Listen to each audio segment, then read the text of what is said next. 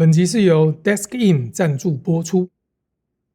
Hello， 大家好，我是威力请再次原谅我沙哑的声音。我农历过年的期间呢，因为腹膜炎的关系，又再次入院动了手术，所以之前好不容易恢复的声音呢，又哑掉了，只能请大家多多包涵啦。那这个礼拜呢，身为苹果迷应该都是很兴奋的，因为苹果真的是毛起来发产品，短短的3天之内，一口气推出了8款新品。虽然我们之前都预测都有提过了，但看到它真的推出了，心情还是蛮激动的。那其中讨论度最高的、最受瞩目的产品，应该就是苹果史上最便宜的 MacBook 了。这一台要价不到2万块的 MacBook Neo 呢，总算是正式跟大家见面啦。还记得当初跟大家分享这个资讯的时候，还被说我吹得天花乱坠，也有不少人不相信2万块这个价格，觉得苹果就算出了一颗砖头都不可能只卖2万块。加上记忆体最近涨翻天了嘛，一定会超过3万块。所以从这边就可以知道先知呢总是孤独的。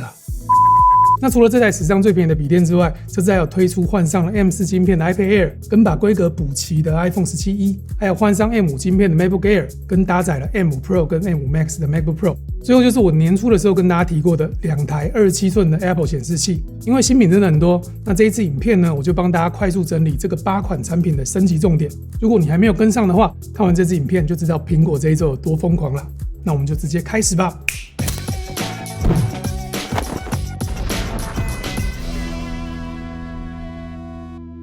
首先，我们先来聊聊这一台换上 M4 晶片的新款 iPad Air。这一次最大升级的改变呢，就是换了一颗 M4 的晶片。那 M4 在 iPad Air 上跟 M1 相比呢，效能快了 2.3 倍。讲简单一点，就是它的反应更快了，功耗也更低了，可以让你在长时间的使用比较不容易发烫。但我觉得这一次最重要的升级关键是记忆体。这一次呢，苹果直接把这一台新款的 iPad Air 的 RAM 加到了 12GB， 这个是跟 M5 iPad Pro 一样的规格它不只可以让你在用 iPadOS 全视窗系统的时候呢 ，App 切换的流畅度更好，它的生命周期也会拉得更长，比较不会过了几年之后你就会觉得变慢了。而且这台 iPad Air 还搭载了最新的 N1 无线网络晶片，它支援 WiFi 7，还有更稳定的蓝牙6跟 Thread 协定。所以如果你家里的路由器已经升级到了 WiFi 7的话，那你下载大档案或是看一些串流影片的速度就会变得更快，连线也会变得更稳定。那如果你打算买的是行动网络版的 iPad Air， 那这一次内建的是苹果自家的 C1X 数据机系统，跟前代 N3 版本比起来呢，行动数据的效能提升了 50%，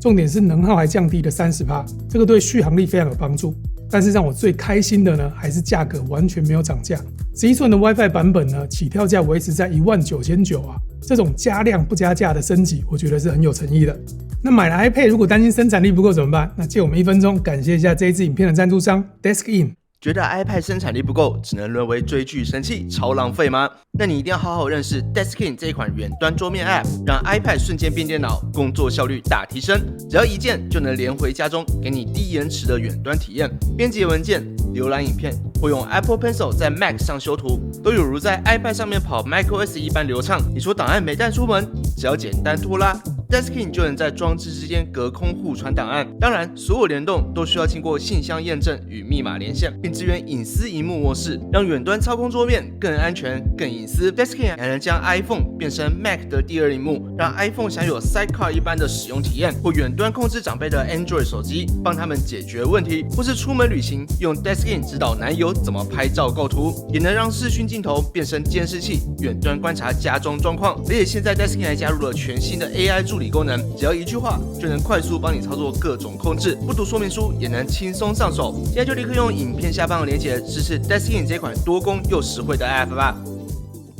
然后再来，我们先聊聊2026年的第一支 iPhone 新机，就是 iPhone 17E。说实话呢，去年苹果第一次推出 iPhone 16E 的时候，我真的看不懂这一台的定位。毕竟它是一台最便宜的 iPhone， 但起跳价要2万1，还阉割掉了超多的功能，像是没有 MagSafe， 而且无线充电速度只有 7.5 瓦，这可是快要10年前 iPhone 8的规格啊！而且只有单镜头，没有超广角，也没有望远镜头，所以当初我真的是完全不推。不过今年的 iPhone 17E 呢，总算是可以对得起它的售价了。因为今年的储存空间呢，直接给你 256GB， 而且价格不变。最让我欣慰的是，那个被拔掉的 MagSafe 终于就补回来了。这次 iPhone 17E 不只支援了 MagSafe， 连气兔的15瓦无线快充也一次给你到位。虽然不支援最新的25瓦，但是比起 iPhone 16E 还在用 7.5 瓦的龟速充电，这次总算像是一支2026年该有的手机了。而且家里那些磁吸配件你也终于可以拿出来使用了。那这一次最核心的处理器也直接升级到了跟 iPhone 17标准版一样的 A19 晶片，它配有6核心的 CPU。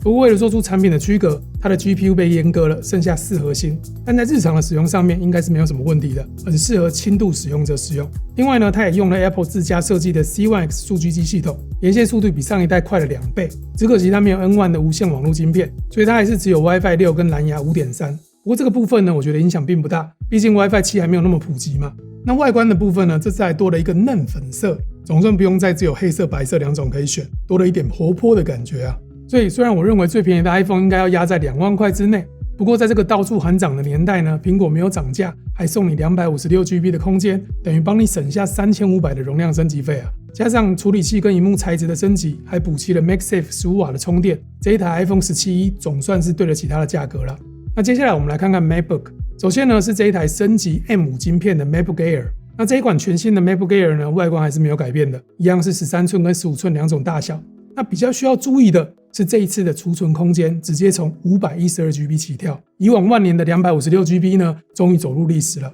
不过呢，容量变大了，价格也跟着一起涨了一些哈。现在台湾13寸的起跳价直接来到了35900，比上一代贵了台币1000块钱。那虽然变贵了，但老实说，现在这个年代，我觉得 512GB 才是最基本的，只要注意好档案管理，至少可以不用担心容量不够。那毕竟现在的文件啊、照片啊、游戏啦，容量真的都很大，再加上苹果的 Apple Intelligence 也都是在本机端处理，一定会占用到很多 Mac 的空间。而且这一次 SSD 的读写效能也比前一代升级了2倍，所以现在基础款从 512GB 起跳，只要加1000块，我觉得是蛮划算的。那如果你预算充足，你还可以最多加到 4TB。当然，这次升级最核心的变化还是那一颗 M5 晶片。苹果让每一个 GPU 的核心呢，都塞进了神经网络加速器，就是可以在处理 AI 任务的时候速度更快。另外呢，记忆体频宽也提升了，那是让你在开很多浏览器分页或是在处理多工任务的时候反应会更灵敏。连线能力的部分也是换上了自家研发的 N1 晶片，那正式支援 WiFi 7跟蓝牙6。虽然现在家里网络可能还没有 WiFi 7这么快，但买电脑就是要看未来的扩充性嘛，这一点我觉得是必要的。所以整体来看呢，我认为苹果不再打算让 Air 只是一台入门款的文书机啊，而是一台可以在本机端跑大语言模型，或是使用 Apple Intelligence 各项功能的时候，依然可以跑得很顺的一款全能型机型。那除了 MacBook Air 以外呢，这一次 MacBook 也推出了搭载 M5 Pro 跟 M5 Max 的 MacBook Pro。那看完了刚刚 Air， 大家应该都发现了一个重点，就是 Apple 这一次是用储存空间来做产品的区隔。所以呢，不只是 M5 Pro 跟 M5 Max 哦，就连去年底刚推出的那一台 M5 MacBook Pro 也一起把原本的 512GB 这个选项给拿掉了。现在 MacBook Pro 全系列通通都是从 1TB 起跳，所以如果你的预算比较多，打算直接升上 M5 Max 的朋友，那更夸张，起始的空间直接给你 2TB 啊。这代表对于 Apple 来说，既然你买的是 Pro 级的笔电，那 1TB 的储存空间呢，已经不是什么加价的选配了，而是你必要的标配。同样的呢 ，MacBook Pro 的读写速度呢，也直接比上一代快了2倍。所以以后要把 100GB 的 8K 素材拉进 Final Cut Pro， 或是复制一份超大的资料档的时候，传输大概就是几秒钟的时间就可以搞定了。那连线的能力 ，M5 Pro 跟 M5 Max 也一样都换上了苹果自家的 N1 无线网络晶片，正式支援了 WiFi 7跟蓝牙6。但是去年底推出的那一台 M5 MacBook Pro 现在还是不支援 WiFi 7的哦，它还是只支援 WiFi 6E。所以如果你很在意连线技术的未来性的话，那选购的时候请看清楚，不要买错了。所以现在呢，苹果笔电的产品定位就是用储存空间来区隔，只要你挂上 Pro 这个名号，那 1TB 就是标准配备。想要 512GB 呢，那就去买更低阶一点的产品就好了。虽然看到这个 1TB 的起跳价变高，大家的第一个反应可能会是，是不是又要变相的涨价了？但如果你仔细算一下同容量的价格，14寸的 M5 Pro 的机型其实是加量不加价的哦。那其他16寸或是 M5 Max 晶片的机型呢，甚至还降价了1000到4000块不等。这样感觉好像蛮划算的，对不对？但是大家请千万别冲动，一定要冷静啊！因为根据我的消息来源呢，没有意外的话，今年底搭载下一代 M6 晶片的 MacBook Pro 应该就会上市了，而且是一个大改款。它不只会换上更省电、对比度更高的 OLED 萤幕，还会加上触控的功能。所以如果你手上的电脑还能撑的话，我会建议大家先等等，年底推出的 MacBook Pro 才是你应该掏钱的产品。接下来呢，我们来聊聊外接萤幕。我在年初的影片里面就已经跟大家说过了，苹果在今年的上半年会一口气端出2台27寸的新萤幕，而且那一台2019年发表要价快20万台币的 Pro Display XDR 呢，会直接停产，而且短时间内不会再推出32寸的萤幕了。果不其然，这是全新的 Studio Display XDR 直接取代了旧款的 Pro Display XDR。虽然尺寸缩到了27寸，但是在 5K 解析度底下，它加入了大家敲碗超级久的 Mini LED 背光技术，而且还具备了2304个分区控光啊。HDR 的峰值亮度直接拉到了2000尼特。最棒的是它终于支援了 120Hz ProMotion， 不管是剪辑还是做动画，操作的流畅度都有感提升。那连接部的部分呢，也升级到了 Thunderbolt 5啊，而且反向充电呢给到了140瓦，直接插上顶规的16寸 MacBook Pro 也可以供电到最高的瓦数。那也因为升级到了 Thunderbolt 5，这次 XDR 也正式支援了局链式串接，想要再串接多个 Thunderbolt 装置也没有问题啦。另外，这个视讯镜头也补上了1200万画素，然后还支援了非常实用的桌面视角功能。最后一个重点是，苹果这一次把可调整倾斜度跟高度的支架变成了标配了，我们以后就不用再花钱额外加购了。那这一台定价是109900块起，大概这个价格不算便宜，但把这个面板的规格跟支架的钱算进去的话，对专业的使用者来说，我觉得还是非常有竞争力的。好，看完了旗舰款，我们回过头来看看常规更新的 Studio Display。那这一台的升级比较偏向把周边的规格跟上最新的标准，它的面板一样是维持27寸 5K 的解析度跟60Hz 的萤幕更新率，不过它跟 XDR 一样换上了 Thunderbolt 5，所以也同时支援了局链式串接，使用上会方便很多。另外呢，它也一样有支援桌面视角的视讯镜头。那这一台的 Studio Display 的定价呢是52900起，比上一代贵了一点，但整体来说是一次稳扎稳打的更新。那如果你对 120Hz 跟极致亮度没有太大的需求，但想要有 Thunderbolt 5的扩充性跟苹果原厂萤幕的使用体验，那这一台就很够用了。最后呢，我们要聊的是这一台绝对可以说是这一次最大的惊喜，甚至可以说是 Apple 史上最亲民的一台笔电，那就是全新的 MacBook Neo。它的售价只要19900，学生价更是只要16900啊！2万块有找就可以买到全新的 MacBook， 比 iPad Air 还要更便宜，是不是很夸张？而且它还给你13寸的 Liquid Retina 萤幕，配备 S8 Pro 的处理器，8GB 的 RAM， 还支援 Apple Intelligence， 给你 WiFi 6E 跟蓝牙6，重量跟 MacBook Air 一样，只有 1.23 公斤。那不过最值得注意的是，这一台机器之所以能压到2万块以下， Apple 在很多看不到的地方做了不少的取舍。首先，它只有2个 USB-C 的接口，一个是 USB-3， 最高只有10Gbps 的传输速度。那另外一个比较夸张了，是 USB 2.0， 只有480Mbps 啊，这个可是20几年前的标准呢。我想这个孔应该只能拿来充电了，不能拿来传输了。那讲到充电，这一台 Neo 呢也没有快速充电的功能，电池也只有36瓦时，是所有 MacBook 电池里面最小的。还有 Touch ID 呢，它不是标配的，你想要 Touch ID， 你就要多花一点钱，买到 512GB 的版本，它才会配给你。所以如果你买的是基础款的话，就得回归原始，乖乖用手一个一个字去打密码出来解锁了。在2026年的今天来看，这些规格确实有点跟不上时代，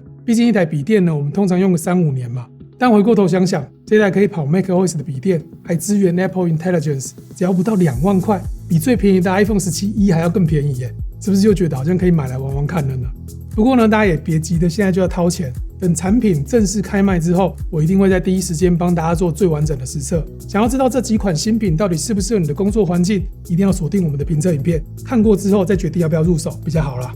好啦，那这一周对苹果迷来说，真的只有疯狂2个字来形容。短短的几天之内 ，iPhone、iPad、Mac 还有显示器，一共8款的新品，通通一次补齐。看得出来，苹果这一次不只是要更新产品，更是要直接抢攻入门跟教育市场的占有率。这个定价策略真的是没有在手软的，摆明了就是要冲高今年的营业额啊！虽然这次新品很多，但只有 iPhone 17已经可以开始预购了。至于其他的 M5 系列的 Mac 呢，新款萤幕啊，还有 iPad Air， 在台湾呢，通通都要等 NCC 的审核通过才可以正式开卖。我猜大概要到4月中左右吧。那如果你有任何想要看我们的测试的项目，欢迎在下方留言区跟我们说，我会尽力测试给大家看。那今天的苹果迷新闻速报就到这边，我是威力，我们下次影片见了，拜拜。